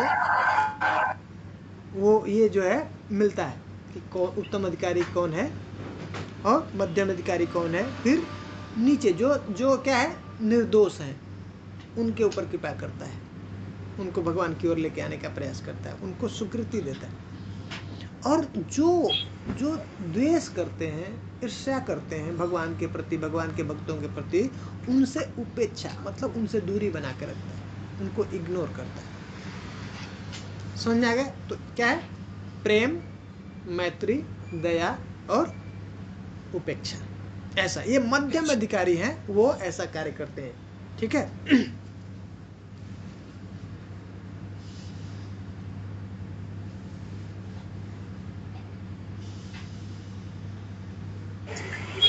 तो आपका प्रश्न समझ में आया? हाँ बोले प्रभु जी। इसलिए कहते हैं ना, जो सोया हुआ आदमी तो जगा हुआ आदमी को पहचान नहीं सकता। वो नीचे का जो लेवल का जो पर्सन है, वो ऊंचे लेवल का आदमी को पहचान नहीं सकता, नहीं पहचान सकता है। इसीलिए ऐसा शास्त्र में बताया, गुरु जी आचार्य हमारे बताते हैं कि हम लोगों को सबको रिस्पेक्ट करना है, क्योंकि हमको पता नहीं है ना, हम जो है शरीर से ऐसे पहचानेंगे जो कौन किस कैटेगरी का भक्त है, पता नहीं है, हम अपराध कर जाएंगे। इसलिए सबको रिस्पेक्ट करना है, ठीक है, चेक करने की जरूरत नहीं है। वो ऐसी स्थिति आएगी, फिर परमात्मा जब डायरेक्ट करेंगे, बताएंगे आपको, तो सब चीज़ खुद ही क्लियर हो जाए, तब आप देख पाएंगे, पहचान पाएंगे, समझ पाएंगे। पर प्रभु जी, जो उत्तम अधिकारी वो सभी को पहचान सकते हैं, कौन सा मध्यम अधिकारी है या कौन सा जो निम्न अधिकारी है, उनको पहचान में आ जाएगा? नहीं, उत्तम अधिकारी नहीं पहचानते, सिर्फ मध्यम अधिकारी पहचानते हैं। इसलिए मध्यम अधिकारी के हाथ में आता है, वही बांटता है। उत्तम अधिकारी को तो सब जो है सब उससे उच्च भक्त दिखते हैं, सब जगह वो परमात्मा देखते हैं, सब जगह वो भगवान को देखते हैं, सब जीव, वो कोई डिफ्रेंशिएट नहीं करते हैं। भगवान और भगवान के जो उत्तम कोटि के जो भक्त हैं, उस सब के अंदर वैसे कोई डिफ्रेंशिएशन नहीं। समोहम सर्वभूतेषु न मे देशो अस्ति न प्रिय। उत्तम अधिकारी जो है सब जगह, इसलिए राधा रानी सबको रिकमेंड कर, सबको यही दिखता है राधा रानी को कि ये मेरे से कितना अच्छा भक्त समझ रहे हैं। मध्यम अधिकारी को ये छूट मिला हुआ है, मध्यम अधिकारी के पास में ये जो है सुविधा है, वो देख सकता है, वो जो है डिफ्रेंशिएट कर, वो चेक कर सकता है, ठीक है। तो ये जो देने वाला है काम, बांटने वाला, मध्यम अधिकारी करता है। प्रचार, भगवान का प्रचार, भक्तों को अब प्रश्न उठ सकता है कि तब क्या है, जो ऊंचे भक्त कैसे प्रचार करते हैं? तो ये उसका मुझे उसके बारे में बहुत ज़्यादा आइडिया नहीं है। प्रभुपाद जी अब उत्तम भक्त हैं ना, लेकिन प्रचार किया तो प्रभुपाद जी कहते हैं कि मैं उत्तम से मध्यम स्तर पे जो भक्त हैं, उत्तम कोटि के, वो मध्यम कैटेगरी पे उतरते हैं, आते हैं, ऊपर से नीचे उतर करके तब प्रचार करते हैं। पर उसका मुझे कुछ आइडिया नहीं, मैं उसके बारे में कुछ बता नहीं सकता। आप लोग आशीर्वाद देंगे, वहां पहुंचूंगा तो फिर बताऊंगा। इसका मतलब प्रभु जी ऊपर लेवल में पहुंच चुके हैं। चंदन प्रभु जी प्रभु जी, इसका मतलब पूरा क्लियर है ना, प्रभु जी ऊपर लेवल पे पहुंच चुके हैं। अच्छा हो गया, हम लोग का प्रभु को छोड़ना नहीं, बस धोती पहुंच रखना है उतना ही। बस पक्का हो गया। देखो आशीर्वाद देंगे आप लोग एक दिन। तो अनुभव होगा तो हम बताएंगे। ठीक है तो अच्छा प्रभु जी, बोले ये सुविधा पे बात नहीं हो किया, बात नहीं हुआ। सुविधा कहाँ अभी तो सुविधा पहुंचे, अभी तो हम इधर ही है, एक ही पत्ती नहीं खत्म हुई है। अभी तो हम लोग यहीं पटके हुए ना। क्या जो दर्द होता है, कष्ट होता है, दुख होता है, उसके हमने देखा कारण क्या है? पापाचरण, और पाप कराने का जो है कारण क्या था? उसको पाप में जो करता है उसका क्या कारण है? वासना, काम वासना हृदय में जो है, उसको बीज कह रहे हैं, उसका नाम दिया है बीज। कहते हैं पापम तद बीजम और अविद्या, ये तीन वर्ड यूज किया है रूप गोस्वामी ने ये इसके लिए। ये 3 कारण है जो मूल कारण क्या? अविद्या, अज्ञानता। जीव को बोध नहीं है, ज्ञान नहीं है कि मैं कौन हूँ, भगवान कौन है, और भगवान से ऐसा प्रतीत होता है कि हमारा संबंध टूट गया है। ठीक है, जबकि जीव का भगवान के साथ संबंध कैसा है? शाश्वत है। जीव शाश्वत है, भगवान शाश्वत है, और जीव का भगवान के साथ जो संबंध है वो क्या है? शाश्वत है। इसी को कहते हैं शाश्वत धर्म, सनातन धर्म। जीव का भगवान के साथ शाश्वत संबंध, सेवा करना जीव का धर्म है, यही सनातन धर्म। ठीक है, वो कभी खत्म नहीं होने वाला। तो अभी हमको ऐसा लगता है हम भूल गए हैं, हमारा संबंध टूट गया भगवान से, हमको ऐसा, ये अविद्या के कारण, अज्ञानता के कारण। और तब जब सोचते हैं भगवान को भूल गए हम अपने को अलग समझने लगते हैं, अपने को भोक्ता समझते, तब ये भोग की कामना हमारे हृदय में आती है। अब हम अपनी इंद्रियों को भोग करना चाहते हैं, हम अपने शरीर से संबंधित लोगों का भोग करना चाहते हैं, उसके बारे में हम सोचते हैं, और किसी का नहीं सोचते हैं। जब ये भावना है, जब भूलेंगे भगवान को, हमारा अज्ञानता होता है, अज्ञान में होते हैं, तो फिर ये सब कहानी शुरू होती है। तब सब ये सब शुरू रहता है, ये भय, मोह, जीवन में चिंता, शोक, ये सब शुरू हो जाता है, टेंशन हो जाता है, हर क्षण डर बना रहता है, अगला क्षण क्या होगा, क्या होने वाला है, मेरे बच्चों का क्या होगा आगे, मेरा क्या होगा, मृत्यु आएगी, मर जाएंगे सब, कैसे, कौन देखेगा, सब अलग अलग प्रकार का ऐसा चिंता सताता रहता है। ये क्यों होता है? अज्ञानता के कारण, यही मूल कारण। ठीक है, लेकिन भक्ति के अंदर ऐसी शक्ति है तो क्या कर देती है, ये मूल रूप से इसका नाश कर देती है, खत्म कर देती है। क्या शक्ति है ना भक्ति के अंदर। एक ही रीजन काफी नहीं है भक्ति करने के लिए, आगे 6 कारण बताते हैं इसके अंदर, 6 गुण है। मुझे लगता है एक ही काफी है, बस भक्ति में हमको लग जाना चाहिए भाई। अब जीवन का दुख खत्म करना है ना, बस 6 है। और 6 में कौन सा है? लिखा था इसको, क्लेश अग्नि शुभदा, मोक्ष लघुताकृत सुदुर्लभा, सांद्रानंद विशेषात्मा, और श्री कृष्ण आकर्षणी, और भगवान कृष्ण को भी आकर्षित कर ले, है ना। भक्ति के अंदर शक्ति है। एक बार भक्ति दिखा रही है कि यहाँ पे वो भगवान से भी श्रेष्ठ है। इसी भक्ति के कारण वो ये भक्ति सबसे जो भक्ति के जो मूर्तिमान स्वरूप है श्रीमती राधा रानी, इसी भक्ति के कारण भगवान खिंच जाते हैं, राधा रानी के से आकर्षित हो जाते हैं। और ये भक्ति जब प्रेमा स्टेज पे पहुंचता है, जब भक्त, तो भगवान उसके प्रति आकर्षित होने लगते हैं, खींचने लगते हैं। एक बार बोली भक्ति का लक्षण होता है आपने क्लेश अग्नि शुभदा, क्लेश अग्नि शुभदा मोक्ष लघुताकृत, मोक्ष लघुता कृत सुदुर्लभा, सुदुर्लभा सुदुर्लभा सांद्रानंद विशेषात्मा, सांद्रानंद विशेष एक ही है ना, एक ही है ना ये? हाँ, सांद्रानंद विशेष एक ही है। विशेष आत्मा। हाँ। उसके बाद और श्री कृष्ण आकर्षणी, कृष्ण आकर्षणी, कृष्ण को भी खींचने लगता। चुंबक जैसे लोहे को खींचता है ना, गाय जैसे बछड़े के सामने ऐसे भागती रहते हैं, जैसे बछड़ा जाता, वो ऐसा अब कृष्ण की स्थिति हो जाती। तो यहाँ पे बताते हैं भक्ति का क्या महिमा, क्या श्रेष्ठ है।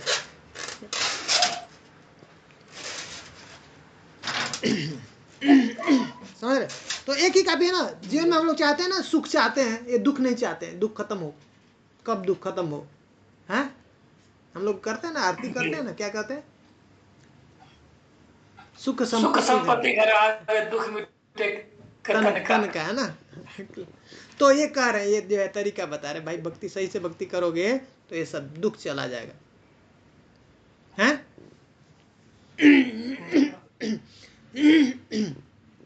और इसको कोट करते हैं, रूप गोस्वामी कोट करते हैं,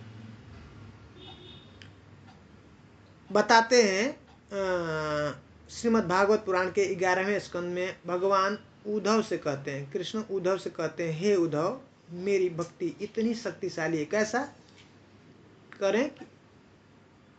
यथा अग्नि सुसमिद्धार्ची, जिस प्रकार से अग्नि कैसी है, बहुत ही उसके अंदर ज्वाला लपट है, ऐसी अग्नि सुसमिद्धार्ची हैं, करे करोति एधांसी भस्मसात। क्या करती है? करोति, कर देती है। क्या? एधांसी, ऐसे ईंधन, बहुत बड़ा ईंधन का ढेर है, उसमें थोड़ा सा आग का लपट लगा तो क्या कर देती? भस्मसात, भस्म कर देती। कितना सा, कितना बड़ा टाल लगा हुआ लकड़ी का लगा, क्या कर देगी? सब जला देगी, सब जला के भस्म कर देती है। कहते उसी तरह यथा मत विषया भक्ति करे, उसी प्रकार से हे उद्धव, मेरी भक्ति कैसी है? उद्धवे नाम से कृष्ण सा, ए नाम से मतलब क्या है? ये पाप समूचा मूल रूप से पूरा का पूरा कृष्ण सा क्या करे? संपूर्ण उसका नाश कर देती, भस्म कर देती। ठीक है। और हमने देखा था उसके बारे में दो जो पाप के दो हमने देखा था, जो विभाजन देखा था, क्या था?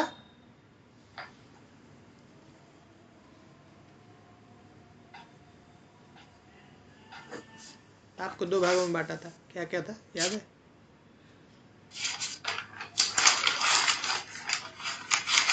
प्रारब्ध और प्रारब्ध। हाँ, प्रारब्ध और अप्रारब्ध, बहुत सुंदर बताइए। तो हमने देखा था ये प्रारब्ध क्या है? जो पक चुका है अभी। हाँ, पक चुका है, जो हम लोग खा रहे हैं अभी, जो खा चुके हैं और जो खा रहे हैं अभी, इस जीवन का, इस जीवन में जो भी हम अभी खा रहे हैं, ये जीवन के लिए, ये लाइफ के लिए पर्टिकुलर, वो क्या है? प्रारब्ध है। ठीक है।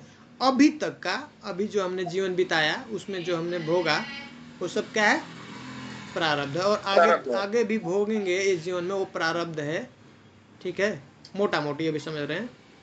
बाद में उसको दो भागों में और डिवाइड करेंगे, उसके अंदर बीच में दो चीज और ऐड कर देते हैं। क्या ऐड करते हैं? बीज और कूट। हाँ, बीज और कूट डाल देते हैं। तो बीज वो है जो अभी अभी इसी जन्म में मिलने वाला है, लेकिन अभी मिला नहीं है। अभी 1 घंटा बाद मिलेगा, या 1 साल बाद मिलेगा, या 10 साल बाद मिलेगा, लेकिन इसी जन्म में मिलेगा। अभी वो क्या है, बीज के रूप में है, फल नहीं बना। ठीक है। और अप्रारब्ध क्या है, इस जन्म से पहले करोड़ों जन्मों का जो भी क्या है हमारा अभी संचित है, इकट्ठा है, स्टॉक में है, पड़ा हुआ है ना। वो क्या है, वो प्रभु जी वो पाप भी हो सकता है, पुण्य भी हो सकता है ना, दोनों भी हो सकता है ना। दोनों दोनों दोनों कर्म हम लोग पढ़े थे ना, एक संचित कर्म और एक प्रारब्ध कर्म और एक क्रियमाण या आगामी। क्रियमाण मतलब अभी, जस्ट प्रेजेंट, एट प्रेजेंट जो भी चल रहा है, इसको क्या कहते हैं, क्रियमाण। प्रारब्ध मतलब जो अभी हो चुका है, और संचित कर्म जो हमने कर चुका है और इकट्ठा है अभी, स्टॉक अपना स्टोर रूम में चला गया। हाँ, समझ रहे हैं। तो वो सब प्रकार के कर्म हमारे अच्छे और बुरे कर्म सभी किधर हैं, स्टोर में। तो जो भी अच्छा और बुरा, जैसा हमने बीज डाला है, आम का लगाया तो हम आम खाएंगे, बबूल का डाला तो हमको बबूल खाएंगे, कांटे खाएंगे, है ना, कांटे चुभेंगे।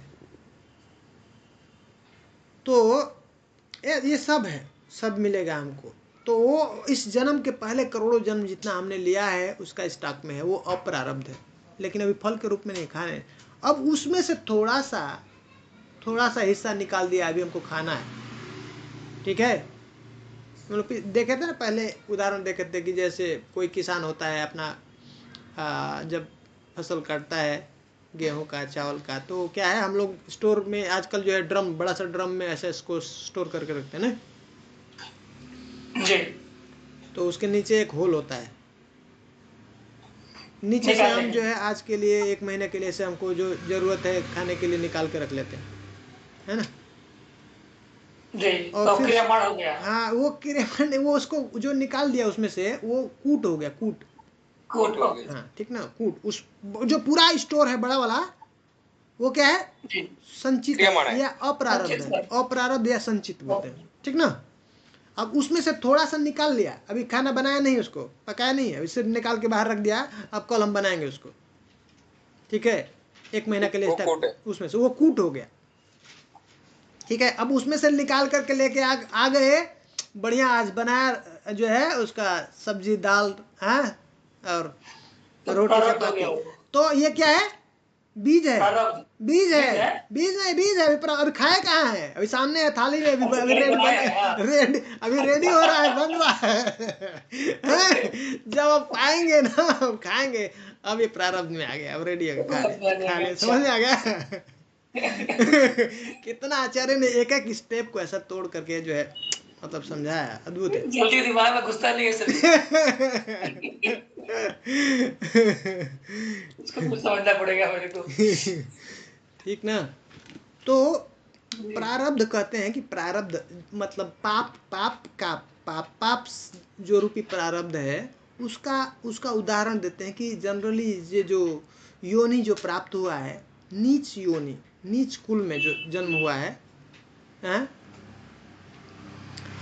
या गरीब व्यक्ति है, निर्धन है, या उसके पास में ज्ञान नहीं है, एजुकेशन नहीं है उसको, या उसको बहुत खतरनाक रोग है, या ऐसे बहुत सारे जैसे केस मुकदमे उसके ऊपर ऐसे चल रहे हैं, तो ये सब जो है किसके फल हैं,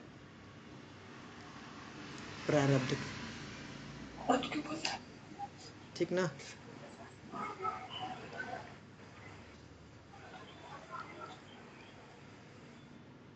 और करे कि भक्ति ये प्रारब्ध को भी खत्म कर देती है, भक्ति के अलावा अप्रारब्ध तो बहुत जल्दी खत्म हो जाता है। जो आने वाला है। अपरारब्ध, हाँ, जो स्टॉक में है, स्टोर में हमारा करोड़ों जन्मों का, वो बहुत जल्दी खत्म हो जाता है ना। सुने हैं ना हम लोग, जैसे दीक्षा लेते हैं तो गुरु महाराज सब वो खत्म कर देते हैं, हमारे सब ले लेते हैं, सब जितना भी हमारे पीछे करोड़ों सब ले लेते हैं, सब खत्म, अपरारब्ध खत्म, पीछे ले लेते हैं, बट आगे का मना करते हैं, आगे नहीं करना है। हाँ, तो ये आगे खत्म नहीं होना चाहिए, बट जो पीछे का है वो ले लेते हैं, तो ये खत्म हो जाता है। लेकिन प्रारब्ध, और प्रारब्ध भक्ति के अलावा किसी से खत्म नहीं होता है। कोई भी और जो तरीका है उसके द्वारा खत्म नहीं करे, पाप खत्म होता है। मतलब गुरु महाराज भी प्राप्त नहीं लेते हैं, जो हमारा जो संचित है वो ले लेते हैं। हाँ, ऐसा नहीं सोचना नहीं चाहिए, ऐसा नहीं सोचना, मतलब ऐसे जानकारी के लिए। हाँ हाँ हाँ, मतलब वो खत्म हो जाता है, प्रारब्ध भी खत्म कर देते हैं गुरु के। मतलब अगर मेरे को जो प्रारब्ध में है खुद खत्म करना पड़ेगा। हाँ, और गुरु महाराज बाकी सारा वो भी नहीं खत्म करना पड़ता है, मैं बता रहा हूँ। वो पूरा जैसे ही गुरु के समर्पण में आता है तो कृष्ण के कंट्रोल में आ जाता है, कृष्ण को समर्पण कर देते हैं ना, तो वो भी ऑलमोस्ट खत्म हो जाता है। अब पाप का कोई चांस नहीं है प्रभु जी। मतलब भगवान कह रहे हैं भगवत गीता में ना कि कह रहे हैं ना कि सर्वधर्मान परित्यज्य माम एकम शरणम रज। जैसे ही व्यक्ति भगवान की मात्र एक उनकी शरण आश्रय में आ जाता है, अब हमारा प्रभु और कोई नहीं है आपके अलावा, आपके सिवा, ऐसा सब धर्मों का सब जो उसका व्यवस्था था उसको छोड़ दिया, अब उसका आश्रय नहीं ले रहा है, घर परिवार, दोस्त रिश्तेदार, धन संपत्ति, पद पोजीशन, और सबका त्याग है। सर्वधर्मान परित्यज्य माम एक, मैं बस आपका बच्चा हूँ, और हमारा प्रभु कोई नहीं आपके अलावा। तो अब क्या कहते हैं? सर्वधर्मान परित्यज्य, हाँ, अहम त्वाम सर्व पापेभ्यो मोक्षयिष्यामि मा। हे अर्जुन, तुम शोक मत करो, चिंता मत करो, अब उसका मैं तुम्हारे सब पापों को खत्म कर, ठीक है। मतलब हमारे सारे पाप खत्म हो गए, गारंटी। जिसने शरण ले लिया भगवान का, उसमें कोई संदेह नहीं, वहीं पे खत्म, पाप से मुक्त। लेकिन अभी भगवान की भक्ति मतलब प्रेम नहीं प्राप्त होगा। वहां पे भगवान ने क्या दिया है आश्वासन? आपको पाप से मुक्त किया, बस पाप मुक्त, प्रेम तो खुद जगाना पड़ेगा। हाँ, अब उसके लिए, अब जब तक आपका पाप नहीं खत्म हुआ तब तक आप भक्ति नहीं कर सकते हैं।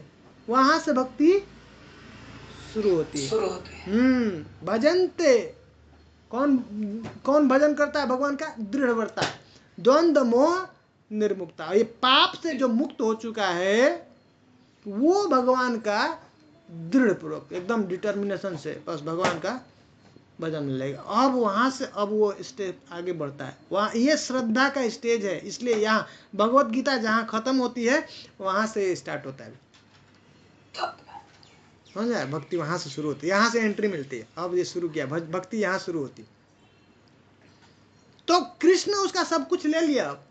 अब प्रश्न आता है कि हम लोग देखते हैं अभी भी जीवन में लोगों के जो है ऐसे बहुत सारे जो उच्च भक्त हैं, उनके जीवन में भी कष्ट आता है, है ना? तो ये क्या चक्कर है? तो इसमें भगवान अपनी इच्छा से भक्त को सुख और दुख देते हैं। वो पाप का फल नहीं है, पाप का फल दुख है।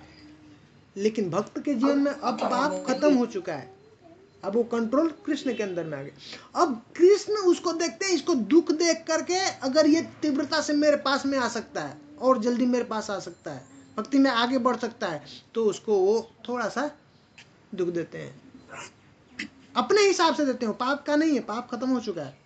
और उसको सुख से अगर ये सुख दे दूंगा इसको, तो इससे अगर मेरे पास में आ सकता है, आगे बढ़ सकता है, तो उसके जीवन में क्या करते हैं?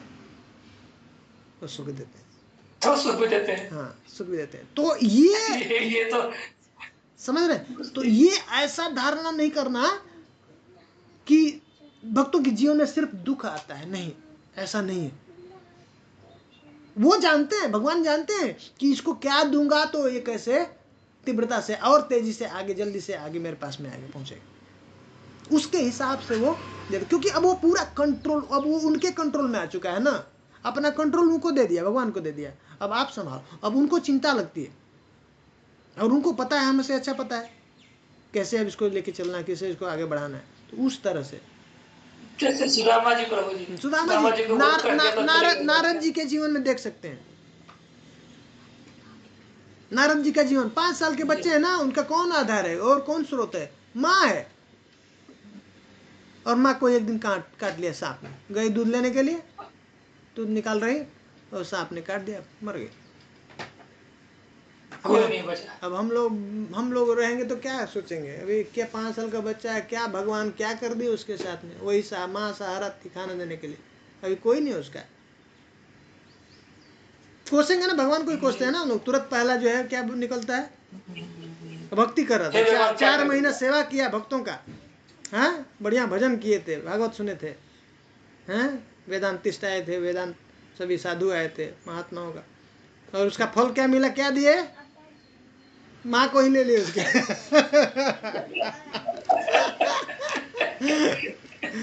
लेकिन नारद जी क्या कहते हैं?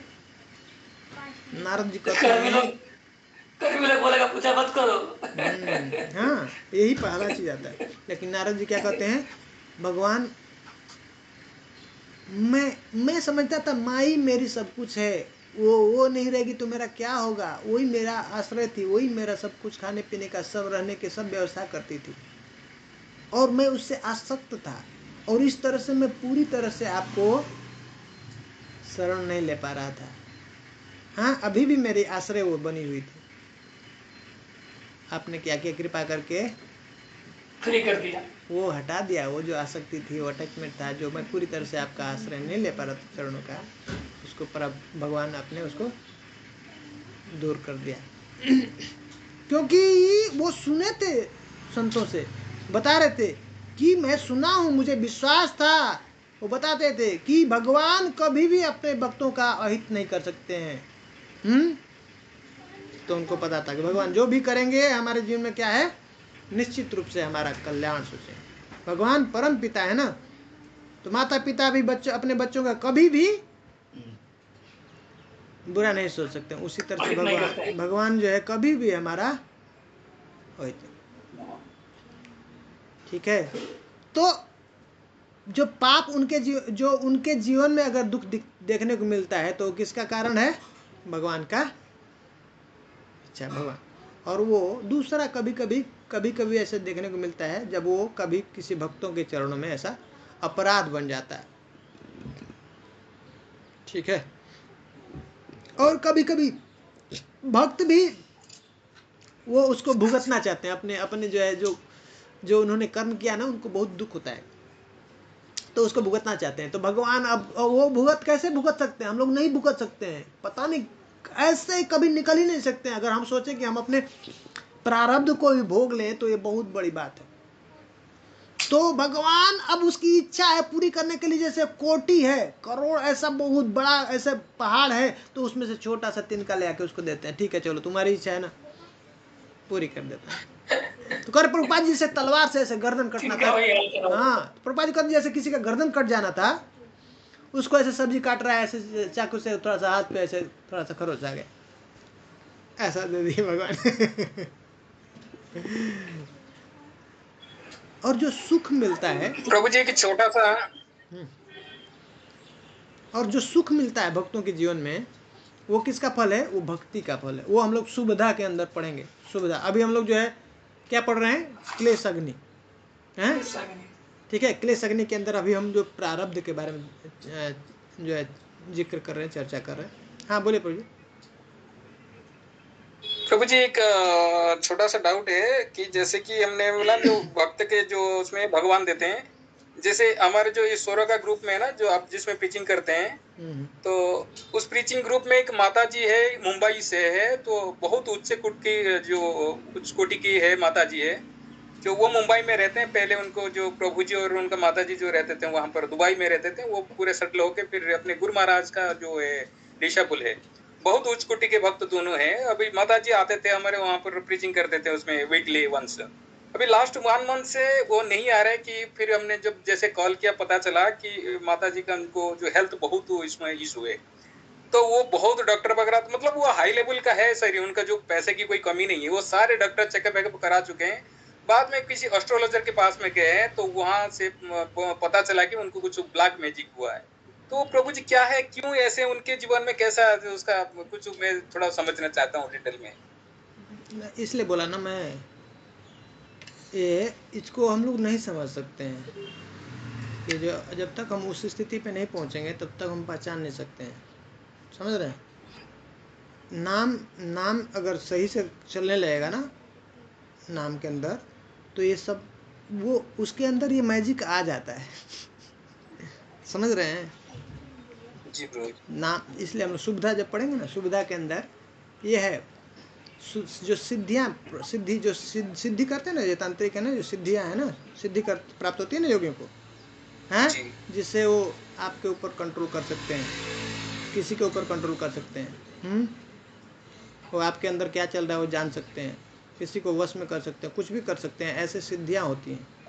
तो प्रभु जी ये क्या भक्त के जो ये सिद्धियां वो भक्त का भक्ति से क्या बड़े हैं कि जो भक्त को भी कंट्रोल में ले लेते हैं वो लोग? इसीलिए ना आप समझ नहीं रहे हैं, वही बताना चाहता हूँ। ये भक्ति, ये जितनी सिद्धियां हैं, जितनी प्रकार की सिद्धियां हैं, भक्त के चरणों में आ जाती है। वो दासी बन के सेवा करने के लिए रेडी रहती है। जो सुविधा पढ़ेंगे ना, सुविधा हम लोग अभी पढ़ने वाले हैं नेक्स्ट क्लास में, तो उसमें हम लोग ये पढ़ेंगे।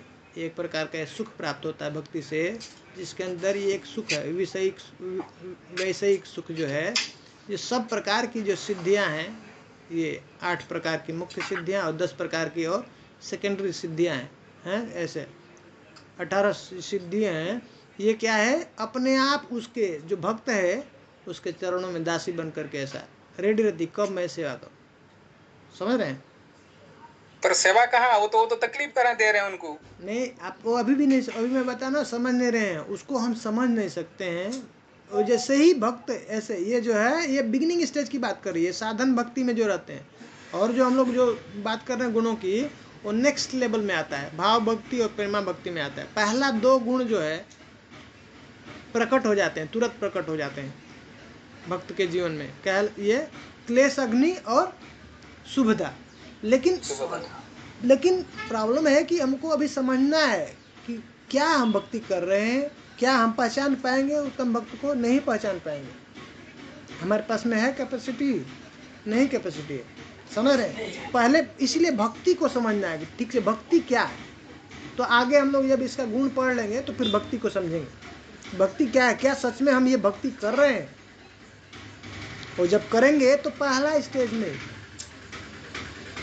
और बाहर से हो सकता है हमको देखने में ऐसा कष्ट है, दुख हो रहा है, लेकिन उसको नहीं दुख होता है, उसको कष्ट नहीं होता है।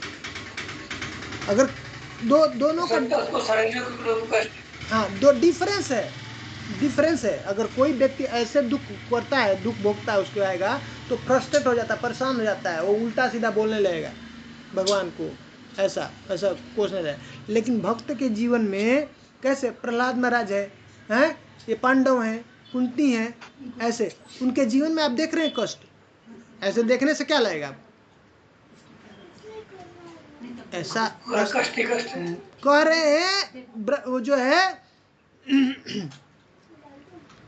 पितामह, भीष्म पितामह, मुझे तो आश्चर्य है, धन्य हो जिसके साथ में धर्म है। धर्म साक्षात, धर्मराज कौन है? युधिष्ठिर, साक्षात धर्म है। कृष्ण है साक्षात परम ब्रह्म, भगवान परमात्मा, वो है। ऐसा वो उनके साथ ऐसा जीवन आचरण करने वाले, उनके साथ तुम्हारे साथ ऐसा जो जीवन में घटना हो रहा है, जीवित कैसे हो, जीना ही नहीं चाहिए, खत्म हो जाना चाहिए ऐसे व्यक्ति को। तो इतना कष्ट से गुजर रहे हैं, समझ रहे हैं? गुरु महाराज का अपना, हमारे गुरु महाराज का देख रहे हैं स्थिति, नॉर्मल व्यक्ति जी पाए। आप काउंट नहीं कर सकते कौन सा जो बीमारी उनको नहीं हुआ है, लेकिन किसी दिन आप बताए कि उनका जो प्रीचिंग प्रचार रुका हुआ है, हॉस्पिटल में हो, चाहे वो ब्रेन का सर्जरी हो, चाहे लंग का सर्जरी हो, चाहे वो लिवर का सर्जरी हो, लिवर चेंज ट्रांसप्लांट हो रहा है, किडनी ट्रांसप्लांट हो रहा है, हैं? समझ सकते हैं हमारी स्थिति से क्या। लेकिन क्या करें, गुरु महाराज क्या कहते हैं कि मुझे दुख नहीं, मुझे कैसा है, आनंद है। वो बाहर से हमारी आंखों से ऐसे देखने को लिए ऐसा लग सकता है कि उसको कष्ट है, साधारण लोगों आंखों से, पर उसको जो एक्चुअल भक्ति शुरू कर देता है तो पहला लक्षण, इसीलिए बता रहे हैं बाल भक्ति का लक्षण क्या है, ये प्रकट होना चाहिए, हमारे भी जीवन में देखना चाहिए। तो नहीं प्रकट हो रहा तो मतलब समझना चाहिए कि हमें इसका मतलब भक्ति शुरू नहीं हुआ है। भक्ति बहुत उच्च है प्रभु, बहुत उच्च है। आप पढ़े शास्त्र से तो समझ में आए क्या है भक्ति का स्थिति। लोग समझ नहीं पाते कि भक्ति है क्या, इसलिए पहले भक्ति रसायन सिंधु में पहले भक्ति को डिफाइन करते हैं, बताते हैं पहले समझो भक्ति है क्या, तब मैं बताऊंगा। एक्चुअली बताना चाह रहे हैं कि ये क्या करती है, तो इस करने से पहले लोगों को तो ये तो समझ में आ जाए कि है क्या भक्ति, भक्ति को डिफाइन किया। हमको वो पता नहीं है भक्ति है क्या, भक्ति क्या कर रहे हैं, ऐसे देखने से लगता है पहले, इसलिए हम लोगों को बहुत जम करके अच्छे से उसको समझना है, अच्छा अध्ययन करना, उसको स्टडी करना है, ठीक है। ये सब डाउट चला जाएगा फिर। हाँ ये प्रभु जी, हाँ ये विश्वास रखिए कि कृष्ण के जब आश्रम में हम आ जाएंगे पूर्ण, तो इतना गारंटीड है। ये बेसिक कॉन्सेप्ट है, लेकिन ये कॉन्सेप्ट समझ में नहीं आएंगे जब तक हमारे अंदर पवित्रता नहीं होगी ना, तो घुसता नहीं दिमाग में। जैसे माने बच्चे को जो उसको समझाने के लिए सिखाने के लिए किसी को रख लिया, उसको ऊपर पीटती है, मारती है, डांटती है, माँ को अच्छा नहीं लगता है, पिता को अच्छा नहीं लगता है, वैसे ही है माया। हाँ पढ़ाने के लिए उसको रख दिया, वो मारता है, उसके सुधार के लिए ही मार रहा है। लेकिन जब वो सुधरने के लिए जब हो गया, रेडी सुधर गया, तो वो एक क्षण के लिए नहीं छोड़ती है कि ठीक है रहने दो, अब हो गया, बस बाहर कर देती उसको। समझ में आ रहा है? वैसे ही कृष्ण है, ये सिंपल सा है, बहुत सिंपल सा लॉजिक। तो जैसे कृष्ण का अब बच्चा हो गया, अब उनके मैं मुझे बस आपका हूँ, मैं ये स्वीकार कर लिया, तो अब माया का उसका ऊपर प्रभाव नहीं, माया अब कुछ नहीं करती, माया के द्वारा उसको किसी प्रकार का टार्चर नहीं मिलता। अब माँ का भी प्यार है, माँ भी मारती है, पिता भी मारते हैं, समझ में आ रहा है? ऐसा नहीं कि वो नहीं मारेंगे, लेकिन उसमें प्रेम है और दुलार है, उसका भविष्य है, और दूसरे का मार अलग मार है, सुधारने के लिए, समझ रहे हैं? सुधारने के लिए ऐसा नहीं कि पिता के पास में आ गए तो मार नहीं मिलेगा, मार और प्यार दोनों रहता है। ठीक है, पर यहाँ पे बिल्कुल प्रोटेक्टेड है, और वो अलग है, वो अंदर प्रेम है। तो ये बता के मैं खत्म कर दूंगा या फिर यहीं से स्टार्ट करेंगे, अब यहीं से अगली बार स्टार्ट करेंगे। आप किसी का कुछ और कुछ प्रश्न है तो बात करें, यहीं से प्रारंभ से अगली बार फिर कंटिन्यू करेंगे। मैं सोच रहा था आगे सुविधा कंटिन्यू करने के लिए, लेकिन ये फिर से इसके ऊपर चर्चा करके प्रारंभ का आगे इसको कंटिन्यू करके फिर उसके बाद सुविधा पे शुरू करें। किसी का कुछ प्रश्न है तो पूछ लीजिए 5 मिनट में। एक बार हरे कृष्ण मंत्र।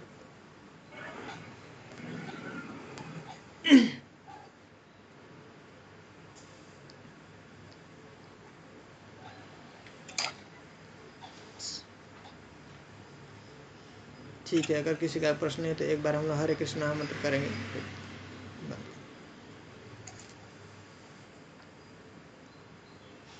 हरे कृष्णा कृष्णा कृष्णा कृष्णा हरे हरे, हरे राम राम राम हरे हरे।